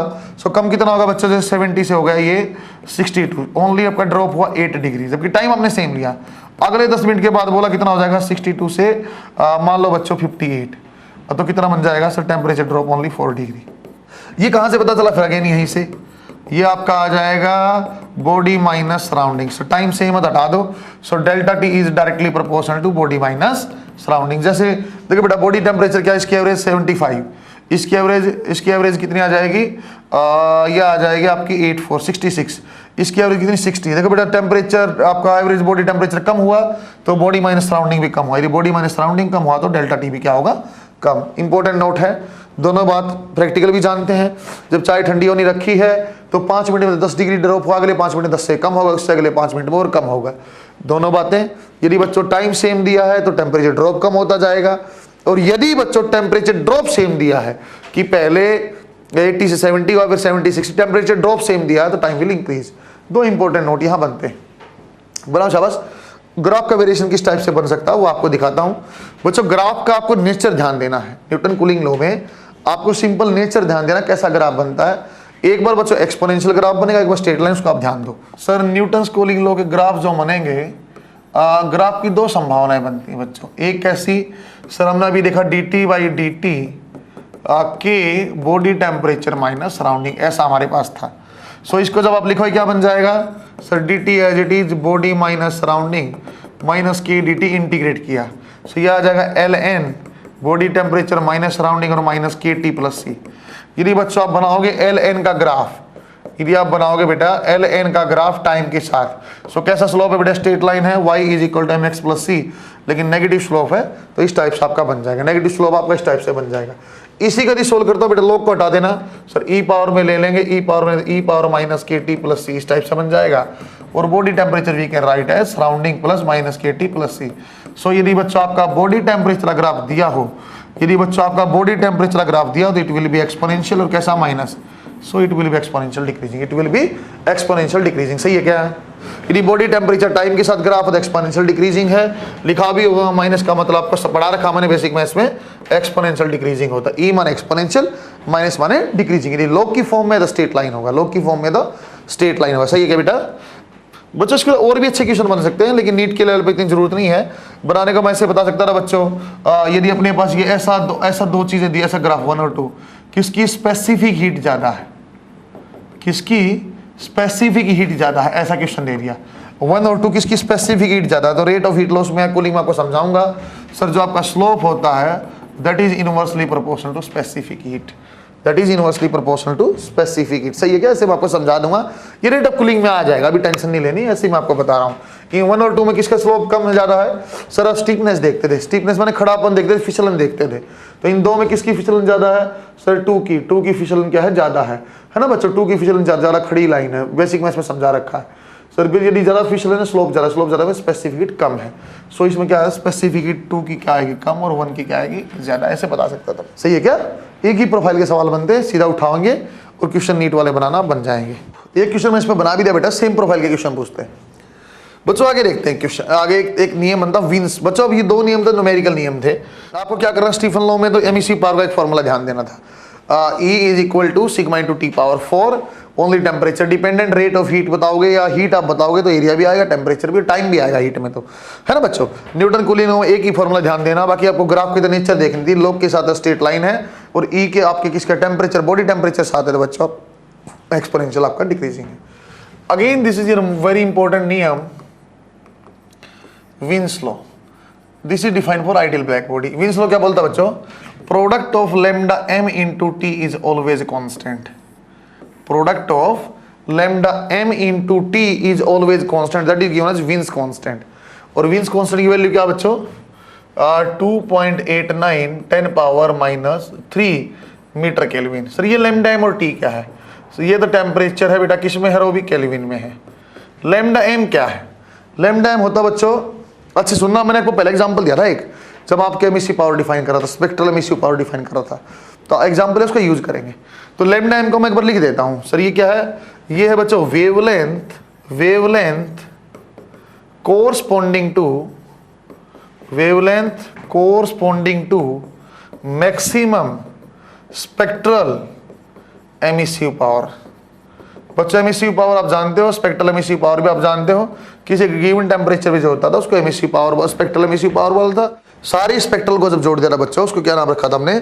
सारी स्पेक्ट्रल को जोड़ दिया था, that is known as emissive power. समझा रहा हूँ, पहले इसको कुछ बना देते हैं। यदि बच्चों आपका लैम्डा m का और t का ग्राफ बनाओगे, आपका रेक्टेंगुलर हाइपरबोला, हम जानते हैं sir lambda m is inversely proportional to temperature. Important note बने लिखवाता हूँ। और lambda m into T is b, इसको कैसा लिखा जा सकता बच्चों? c by mu m, frequency आ गई, और t by mu m is equal to b by c, और we can write temperature is directly proportional to frequency. कैसा आएगा? Temperature is directly proportional to frequency. Mu m क्या आएगा बेटा? Frequency corresponding to. बच्चा अच्छे से बात सुन लो, क्या कोरस्पॉन्डिंग में बोल रहा हूँ, फिर आपको मैं इंपॉर्टेंट नोट बनाऊंगा जो बार बार नीट में पूछा गया है। ये लैम्डा m क्या है? सर वेवलेंथ कौन सी है? आपको मैंने एग्जांपल दिया था बच्चों, दोबारा एग्जांपल दे रहा हूं। कौन सा एग्जांपल दिया था? कि बच्चों एक स्फीयर 500 केल्विन पे है, 499 जाएगा, कुछ हीट रिलीज कर देगा, 498 जाएगा, कुछ हीट रिलीज कर देगा, 497 जाएगा, कुछ हीट रिलीज कर देगा। जो कुछ हीट रिलीज हो उसका नाम स्पेक्ट्रल एमिसिव पावर था। सर लैम्डा m क्या है? बेटा ऐसी चीज है सर, ये 500 से 499 गया, 10 जूल हीट रिलीज कर दिया। 499 से 498 का 50 जूल आपका हीट आपका एमिट कर दिया। 498 से 497 का मान लो 50 जूल आपका एमिट कर दिया। अलग अलग टेम्परेचर पे अलग अलग हीट आपका एमिट कर दिया है ना बच्चों। उसके रिस्पेक्ट में बहुत सारी वेवलेंथ भी है, मैं जानता हूँ। तो बच्चों कोई एक ऐसा टेम्परेचर हमारा आ गया, जैसे बच्चों 470, उसके ऊपर जो अलग अलग हीट थी, 10, 50, 40, 30, वहां पे 100 जूल है। अलग अलग हीट थी तो किसी एक की वैल्यू मैक्सिमम भी होगी। सर जिस टेम्परेचर पर हीट की एमिटेड की वैल्यू मैक्सिमम होते हैं उसके कोरस्पॉन्डिंग वेवलेंथ को लैम्डा m बोला जाता है, उसकी कोरस्पॉन्डिंग वेवलेंथ को लैम्डा m बोला जाता है। दोबारा सुनो, मतलब सर जब बॉडी आपकी किसी एक टेम्परेचर पे है, जब बॉडी किसी एक टेम्परेचर पे है तो हर वेवलेंथ की हीट उसने रेडिएट किया होगा, हर वेवलेंथ की उसने हीट रेडिएट किया होगा। तो किसी एक वेवलेंथ पे हीट रेडिएटेड मैक्सिमम होगी, उस वेवलेंथ को बोला जाता है lambda m। Sir lambda m के बारे में मैं सिर्फ ये समझाऊं, यदि मेरे पास अलग अलग वेवलेंथ की तो अपने पास सारी है, तो हमें कौन सा कलर दिखाई देता है लाइट का या हीट का, कौन सा कलर दिखाई देता है? हमें आग को दिखाई देता है, रेड भी ब्लू वैसे दिखा, कौन सा कलर दिखाई देगा? सर वो लैम्डा में दिखाई देता है जिसके ऊपर मैक्सिमम हीट रेडिएट हुई है। कलर तो वहां सारे अवेलेबल है, मुझे कौन सी दिखाई देगा बच्चों आग का? सर जहां पे आपकी मैक्सिमम हीट आपकी रेडिएट हुई है, वही हमने लिखा हुआ लैम्डा m। सही है क्या? तो ज्यादा मैं कुछ नहीं समझा, इतना समझाऊं सर लैम्डा m के ऊपर हीट रेडिएटेड या स्पेक्ट्रल एमिसिव पावर मैक्सिमम होती है, लिखा हुआ अब समझ में आएगा। Wavelength corresponding to maximum spectral emissive power. जिस वेवलेंथ के कोरस्पॉन्डिंग सबसे ज्यादा emissive power, spectral emissive power बेटा, उसको बोला गया। तो एक बार देखो, तो बोला क्या बोलता है, as temperature increases wavelength will decrease, है ना बच्चों, नोट आ गया। सो इसका मतलब क्या हो गया, इसका मतलब कलर वाले क्वेश्चन बनते हैं। तो एक note, colour question based on colour and temperature will be solved by Wien's law. Question colour और टेम्परेचर किसके ऊपर सोल्व होंगे बेटा, विंसलो। दोबारा सुने सर, सूर्य देवता जब सुबह उगते हैं तो कलर होता है इनका रेड, ऑरेंज, येलो और चमकने लग जाता है। क्यों? क्योंकि मैं जानता हूं जैसे जैसे टेम्परेचर आपका बढ़ेगा, सुबह जब सूरज उगता है टेम्परेचर बढ़ता है, तो एज टेम्परेचर इंक्रीजेज वेवलेंथ कम होगी। सबसे ज्यादा वेवलेंथ किसकी होती है बेटा, रेड की। सबसे ज्यादा वेवलेंथ किसकी होती है बेटा, रेड की। तो आपका जैसे जैसे सूर्य देवता आएंगे तो वेवलेंथ पहले रेड की थी, टेम्परेचर बढ़ा थोड़ी वेवलेंथ कम हुई ऑरेंज, फिर टेम्परेचर बढ़ा और वेवलेंथ कम येलो, फिर व्हाइट हो गई, है ना, इस टाइप से। शाम को इसका रिवर्स होता है। अब एक और बनाओ, है ना बच्चों, ये अपने को आइडिया लगा। तो ऐसे लिख देते हैं बच्चों इसको। तो यदि मॉर्निंग टाइम है, मॉर्निंग में क्या होता है बच्चों, टेम्परेचर इंक्रीज होगा, सो कलर कैसे, वेवलेंथ कम, तो कलर कैसे होगा, पहले रेड होता है, फिर ऑरेंज होता है, फिर येलो होगा और फिर बच्चों चमकने लग जाएगा। शाम को रिवर्स होता है, जैसे टेम्परेचर कम होता है, पहले बच्चों आपका येलो था, ऑरेंज, रेड छिप गया, इस टाइप से। तो क्वेश्चन कलर के पूछते हैं बच्चों, वैसा पूछ लेगा या बोल दिया बच्चों आपके पास पीएमटी में सवाल पूछा, वैसा नहीं मजाक कर रहा हूँ। There are 2 stars, one is red, A is red, या say A is red and B is green. Temperature किसका ज्यादा होगा, सो ए का ज्यादा है बी से, इस टाइप से पूछता है। बी का ज्यादा है या दोनों का बराबर है। और एक ऑप्शन इस टाइप से था, उठपटांग सा, सपोज बच्चों आपके पास MECVT इंटू टी ए, इस टाइप से कुछ भी बना दिया उठपटांग सा, हमें इससे मतलब भी नहीं है। तो बच्चों मैं क्या समझ गया हूँ, सर वेवलेंथ किसकी, रेड की ज्यादा है। यदि वेवलेंथ रेड की ज्यादा है तो टेम्परेचर क्या आएगा, रेड का कम।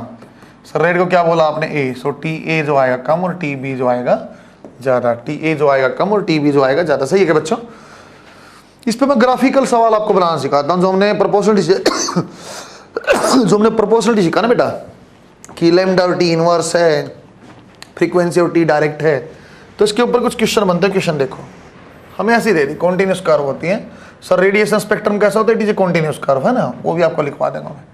सो ऐसा अपने पास 1, ऐसा अपने पास 2 और ऐसा हमारे पास 3, ये कर्व दी हुई है। This curve is our E lambda versus lambda curve, ऐसा हमें कर्व दिया हुआ है। तो आपको बताना है T1 ग्रेटर देन T2, ऐसा T1, T2 और T3 का रिलेशन होता है। मैं क्या बोलता हूँ सर, क्वेश्चन को सोल्व करना मैं एक ही बात जानता हूँ सर, जहाँ ई लैम्डा की मैक्सिमम वैल्यू है ना रेड वाले पे, उसको बोला जाएगा सर ये ई लैम्डा मैक्सिमम है 3 के लिए। इसकी कोरस्पॉन्डिंग जो वेवलेंथ आएगी सर, ये लैम्डा M3 आएगी। सर व्हाइट वाले का जो पीक को टच करेंगे तो क्या आएगा, लैम्डा M1 आएगा, और ये क्या आएगा बेटा, लैम्डा M2।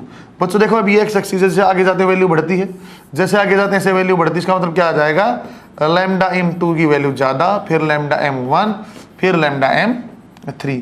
और क्योंकि हम जानते हैं बेटा lambda M is inversely proportional to temperature, so we can say T2 की वैल्यू सबसे कम आएगी, then T1 and then T3। सही है क्या? मैंने क्या किया, सिंपल पीक मानी लैम्डा मैक्सिमम, वहां का उठा के मैंने क्या किया, नीचे मिला दिया। सेम कहानी आप बच्चों फ्रीक्वेंसी से पूछता तो डायरेक्टली प्रोपोर्शनल में बना देता। ई लैम्डा का फ्रीक्वेंसी का होता तो पीक से मिलाते म्यू एम, जहां म्यू ज्यादा वो फ्रीक्वेंसी आपका टेम्परेचर भी ज्यादा, mu is directly proportional to temperature. जो चीज हमने बनाई ना बेटे, इसको बोला जाता है रेडिएशन स्पेक्ट्रम। जो साइड में हमने कर्व बनाई, इसको बोला जाता है रेडिएशन स्पेक्ट्रम। पहले it is A continuous curve. ये बच्चों कैसी कंटिन्यूअस कर्व है, for ideal black body. Ideal black body पे कॉन्टिन्यूअस कर्व, हर टेम्परेचर पे बहुत सारी वेवलेंथ की आपको हीट एमिट करता है ना, बहुत सारी वेवलेंथ, कंटिन्यू कर्व है। So area under this curve क्या रिप्रेजेंट करेगा, यदि आपका ये है, सो एरिया क्या रिप्रेजेंट करता है, एरिया माने क्या बच्चों, ई लैम्डा वर्सेस लैम्डा कर्व है।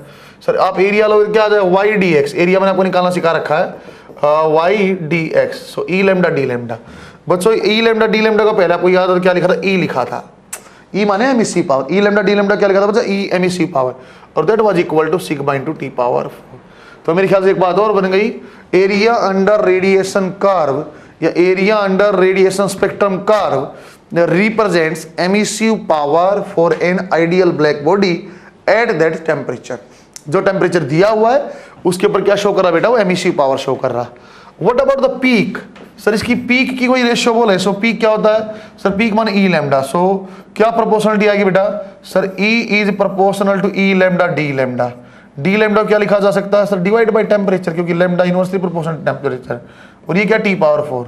यदि कोई पीक बोलता बेटा ई लैम्डा मैक्सिमम, उसकी कोई रेशियो पूछता, that will be directly proportional to T power 5। Sir ऐसा क्यों बता रहे हो, ऐसा मैं इसलिए बता रहा हूं बच्चों, क्योंकि आप देखो ई लैम्डा कोई फॉर्मूला मैंने नहीं बताया, ई का बताया है, ई लैम्डा का फॉर्मूला नहीं बताया है। यदि कल मुझे कोई दो आइडियल ब्लैक बॉडी का टेम्परेचर दे देता, एग्जाम्पल मैं कराऊंगा, और ई लैम्डा मैक्सिमम की रेशियो पूछता, देखो बच्चों एक बार, ratio of number 1 area under radiation curve, area under radiation curve, number 2 ratio of E lambda maximum, बोला क्या जाएगा बेटा उसको, maximum spectral emissive power, maximum spectral emissive power, ऐसा हमें बोल दिया है, ऐसा हमें बताया फॉर किसके लिए बेटा, 2 आइडियल ब्लैक बॉडी है हैविंग टेम्परेचर 327 एंड वो एक दे दिया आपको 327 एंड 1 is 27 डिग्री, ऐसा दिया हुआ है।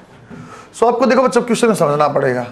हमें क्या बोला, area, sir area ideal black body के लिए एरिया कैसे रिप्रेजेंट किया था सर, एरिया वाज आपका equal to emissive power that is proportional to T power 4।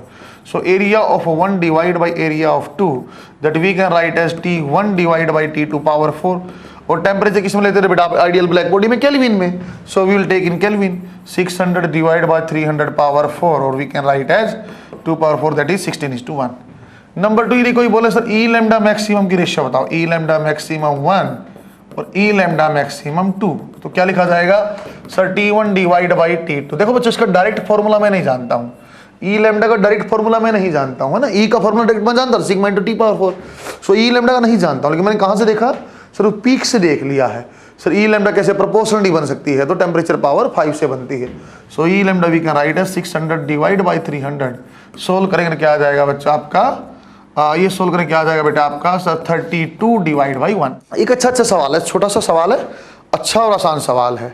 आपको एक बार मैं टेम्परेचर की उल्टा भी पूछता हूं, आपको वेवलेंथ की रेशियो पूछ लिया और रेडिएशन का एरिया दिया हुआ है, रेडिएशन कर्व का एरिया दिया हुआ है, and you will ask about ratio of temperature और रेशियो ऑफ वेवलेंथ। मैं रेशियो ऑफ वेवलेंथ आपको निकालना सिखाता हूं, किसका बेटा, जब एरिया की होना, सही है क्या, बनाओ।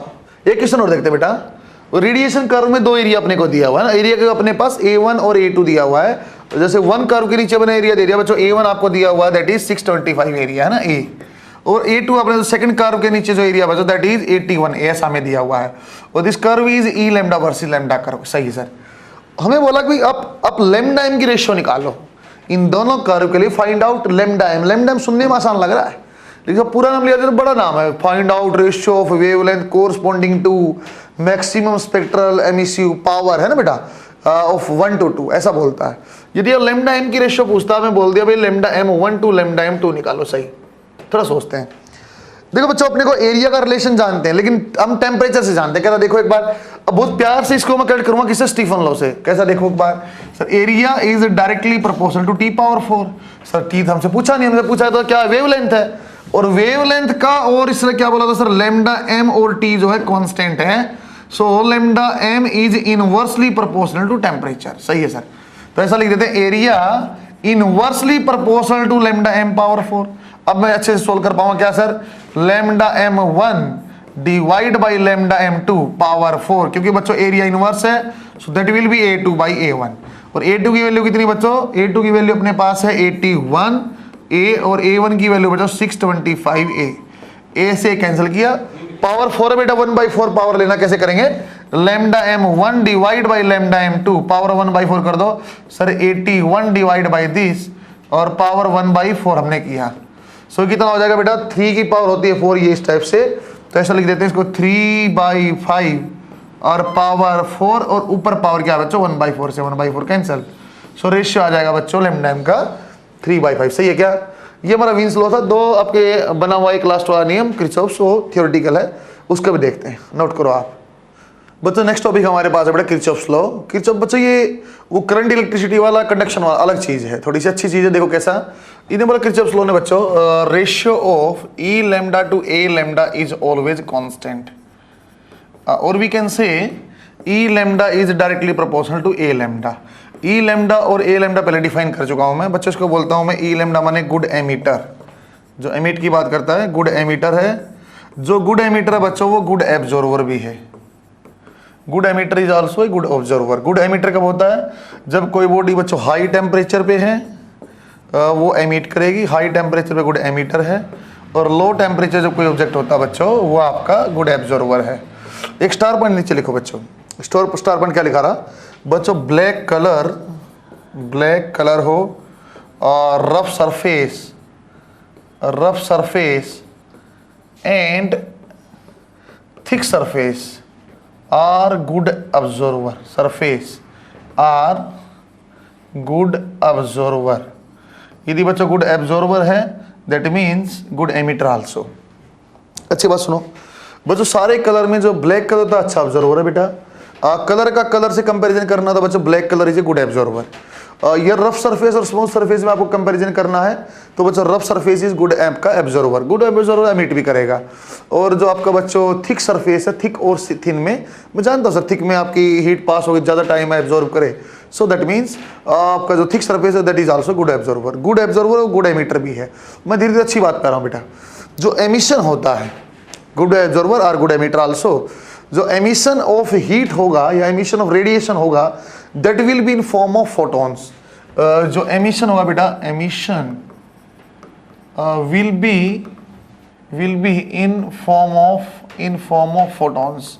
जो फोटोन की फॉर्म में होगा दैट मीन्स जो गुड एब्जॉर्वर है बेटा, आपका फोटोन की फॉर्म में एमिशन हुआ, सो जो गुड एब्जॉर्वर है एज वेल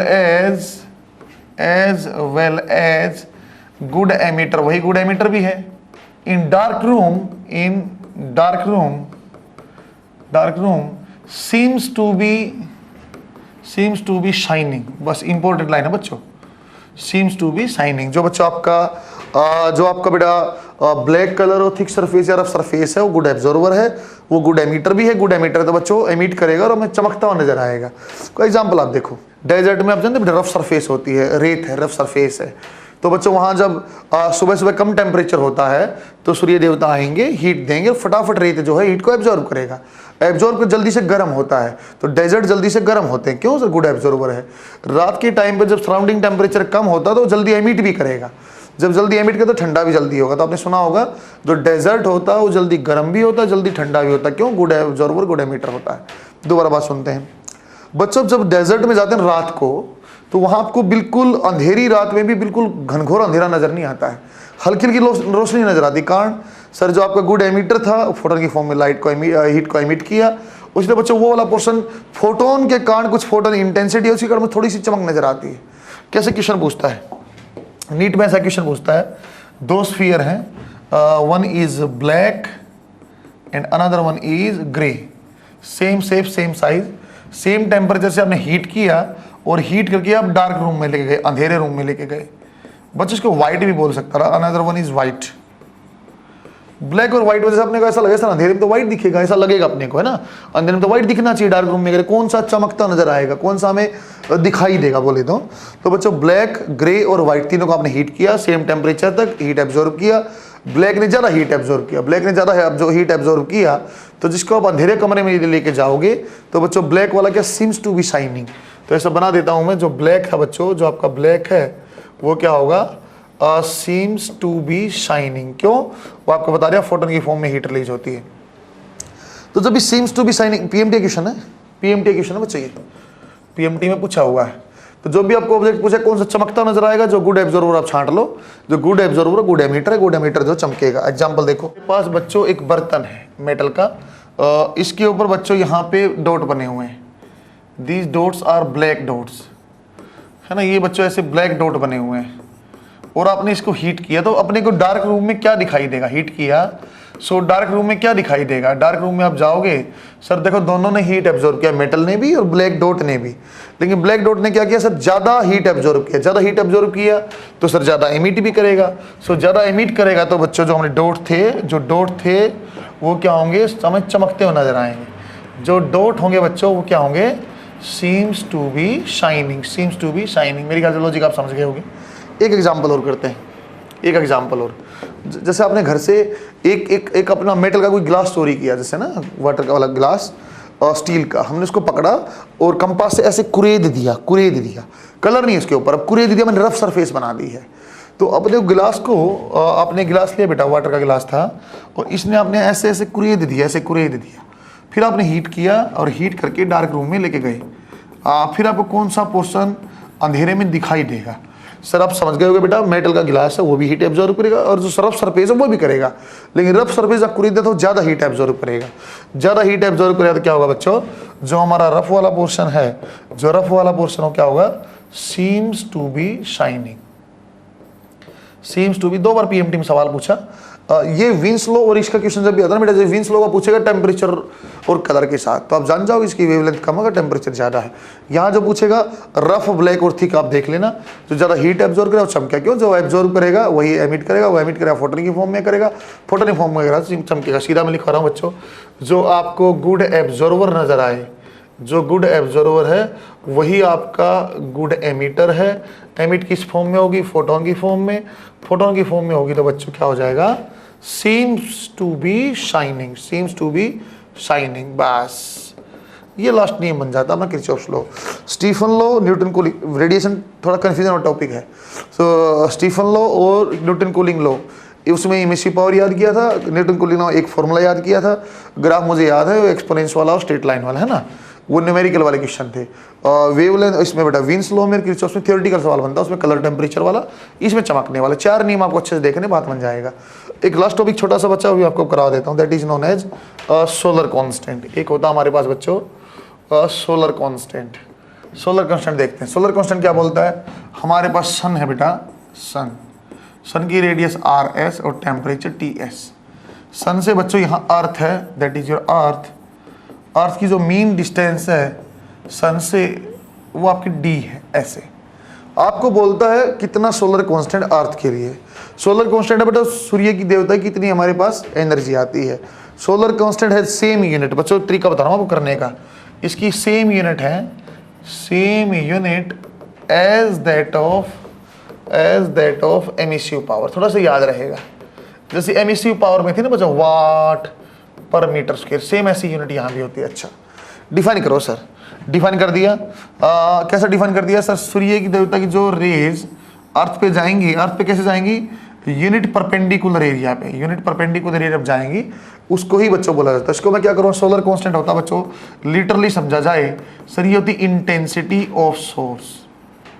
अरे बच्चे क्या होता है, ये आपकी क्या लिखोगे आप, इंटेंसिटी के बराबर होता है ये, इंटेंसिटी के बराबर। इंटेंसिटी क्या होती थी सर, पावर ऑफ सोर्स ले लो और divide by area in which light is distributed. बस समझाने का तरीका है। कैसा सर, यहां सोर्स क्या, सन, तो पावर आपको सन की लेनी है। सन की पावर क्या आएगी सर, Q/T सन की जो है power emitted by sun. Area कौन सा लेंगे सर, ये पॉइंट सोर्स है तो अर्थ तक लाइट ऐसे गई होगी सर, ये ऐसा जैसे बल्ब लगा हुआ, बल्ब से स्फेरिकल वेव फ्रंट की फॉर्म में लाइट आगे जाती है सर, ऐसे यहाँ गया होगा, फिर यहाँ गया होगा, फिर D दूरी तक गया होगा। सो कितने बड़े स्फीयर में लाइट फैली हुई सन की बच्चों, दैट इज 4πD²। अरे सही है क्या, 4πD²। सो इसकी कितना आ जाएगा सन की, sigma 4πRS² TS power 4 and this is 4πD²। Cancel किया, sigma RS² TS power 4 divide by D²। और अंदाजा लग गया बच्चा, solar constant is inversely proportional to D²। जितना सन से डिस्टेंस ज्यादा है इतना सोलर कांस्टेंट की वैल्यू कम हो जाएगी। सोलर कांस्टेंट की वैल्यू अर्थ के लिए क्या है बच्चों sir, that is almost equal to 1340 watt per metre square. सही है क्या, सन के लिए आपकी, अर्थ के लिए सोलर कांस्टेंट की वैल्यू ये है। हर जगह अलग अलग है, इसलिए हमने बोला परपेंडिकुलर रेज आपको लेनी, जैसे सेम टेम्परेचर पे अलग गर्मी लगती है, सेम टेम्परेचर पे अलग अलग गर्मी लगती है। गर्मी लगना लॉजिक एटमॉस्फेयर से है, लेकिन अब देखो बेटा, सूर्य देवता जहाँ परपेंडिकुलर बिल्कुल अर्थ के ऊपर ऐसे होंगे, जैसे जोधपुर अब जाओगे और कोटा में देखेंगे, जोधपुर में परपेंडिकुलर रेज आएंगी, पूरी की पूरी हीट में रिसीव होगी। सो जहाँ पे आपका हीट जहाँ पे सूर्य देवता परपेंडिकुलर, वहाँ मोर हीट हमें महसूस होती है, जबकि टेम्परेचर सेम रहता है, ज़्यादा डिफरेंस नहीं होता टेम्परेचर में, हीट ज़्यादा महसूस। क्यों सर? पूरी की पूरी रे हमारे परपेंडिकुलर आई, परपेंडिकुलर हमें यहाँ लेना पड़ता है। भाई सोलर कांस्टेंट का लॉजिक क्या लगाया? ये लगाया सर, सोर्स की तो लेनी है पावर और डिवाइड बाई लेना एरिया। पीएमटी ने कैसे यूज किया? पीएमटी ने कंफ्यूज करने के लिए आर आर की फॉर्म में दी थी, स्मॉल आर कैपिटल आर। उसने ऐसा बोल दिया, एक यहाँ पे कैपिटल आर है और छोटी आर दूरी पे आपको बतानी क्या इंटेंसिटी है। पीएमटी ने क्वेश्चन पूछा, दिस इज ये स्टार, एक स्टार है जिसकी रेडियस आर और टेम्परेचर टी है, स्मॉल आर दूरी पे क्या इंटेंसिटी होगी, what you will receive heat पर unit area per unit time क्या होगा। कोई दिक्कत नहीं सर। सोलर कांस्टेंट कैसे बनाता? सोर्स की पावर Q बाई टी किसके लेनी पड़ेगी सर? यहाँ स्टार की, और डिस्टेंस किसकी सर? पॉइंट सोर्स है 4 पाई स्मॉल आर स्क्वायर। तो कैसे लिखता मैं? Sigma 4 pi capital R square T power 4 divide by 4 pi small R square, so that we can write R square T power 4 divide by this. आसान चीज़ें हैं, बस आपको कंसेप्ट समझ में आना चाहिए। सर पावर आपको सोर्स की लेनी है, Q बाई टी सोर्स का लेना है, और एरिया कौन सा? जितने स्फीयर में लाइट फैली वो लेना है। सही बच्चों, ऐसे तो बस यहाँ तक भी बहुत है अपने लिए रेडिएशन। एक लाइन में आपको मैं रेट ऑफ हीट लॉस जो आपको समझा था मैंने कि एरिया डिपेंडेंट, जितना एरिया ज़्यादा होगा सरफेस से हीट आपकी बाहर जाती है, उसके हिसाब से मैं आपको बता पाऊंगा सर। जहाँ पे रेट ऑफ हीट लॉस माना एरिया डिपेंडेंट है, और रेट ऑफ कूलिंग क्या होती है? ठंडा होना अलग है, और बच्चों रेट ऑफ हीट लॉस अलग चीज़ है, सेम चीज़ नहीं होती है। उसको फॉर्मुलेशन में करता हूँ, बनाओ आप बच्चों। रेट ऑफ हीट लॉस जब भी आपको देखना, मैं सिंपल फॉर्मूला लिख रहा हूँ बेटा। रेट ऑफ हीट लॉस आप जब भी देखोगे, that only dependent on surface area. अपने लिए इसकी जरूरत भी नहीं बेटा ऐसा कुछ, फिर भी मैं आपको बता रहा हूँ। आपको बता दिया था जिसका एरिया ज़्यादा उसकी हीट लॉस ज़्यादा होती है, उसकी हीट एमिशन ज़्यादा। लेकिन रेट ऑफ कूलिंग क्या है? लेकिन रेट ऑफ कूलिंग की जब आप बात करोगे बेटा, that dependent on surface area and mass into this. ये क्या बच्चों? मास ऑफ ऑब्जेक्ट है, mass of body, and C is your specific heat. C is your specific heat. और कंबाइंड बोला जाए तो कैसा बोल सकता हूँ? एम इंटू सी को क्या बोला था बच्चों हमने? Heat capacity. So it depends on rate of cooling. दो अलग चीज़ें बच्चों, पहली बात ये आपको मन में बिठाना है। रेट ऑफ हीट लॉस होना और ठंडा होना दो अलग चीज़ें हैं। रेट ऑफ हीट लॉस होना एरिया डिपेंडेंट ओनली, लेकिन रेट ऑफ कूलिंग की जब बात करोगे बच्चों, वो area divide by heat capacity पे डिपेंडेंट है। सही क्या? वो मैंने आपको कैलोरीमेट्री में कुछ क्वेश्चन करवा भी रखा है, और स्लोप डिपेंडेंट आपको चीज़ें मैंने बता रखी होंगी वहाँ ना, तो आपको ऐसे रिमाइंड करवाया बस। न्यूटन कूलिंग लॉ में एक सवाल मैं पूछ रहा था आपसे, याद है? तो ऐसे वाला क्वेश्चन पूछ रहा था ना 1 और 2 में, किसका आपका स्पेसिफिक हीट ज़्यादा किसका कम। तो वहाँ मैंने क्या बोला था? रेट ऑफ कूलिंग की जब भी आप बात करोगे बच्चों, ऐसा था लोग टी और टी का, तो आपको बता क्या स्लोप ज़्यादा है। सही है, कैसा कुछ बताया था कि ये स्पेसिफिक हीट के इन्वर्सली प्रोपोर्शनल है, वो आपको यहाँ से पता चलता है। सही है क्या? इन्वर्सली प्रोपोर्शनल वाला अपनी जरूरत ने ऐसे बताया। तो बच्चों ऐसे दो और भी एग्जांपल हो सकते हैं, फ्राउनहोफर लाइन्स, और ये उसकी जरूरत नहीं पड़ेगी, हमने जो कराया that is much more than enough. इसको डिवाइड कर लेना आप, Stephen law, Newton cooling law एक साथ, किरचॉफ्स लॉ और विन्स लॉ एक साथ। ये अपना इंपॉर्टेंट पोर्शन रेडिएशन का है, कंफ्यूज नहीं होना। बट एमिसिव पावर अलग चीज़ होती है, एमिटेड पावर एक अलग चीज़, आपको समझा रखा है मैंने। ठीक है, अच्छे से आप पढ़ते रहो। इस बार टीचर को फॉलो करेंगे, 170 नंबर जरूर लेंगे, इस बार हम डॉक्टर जरूर बनेंगे। बेस्ट ऑफ लक बच्चों।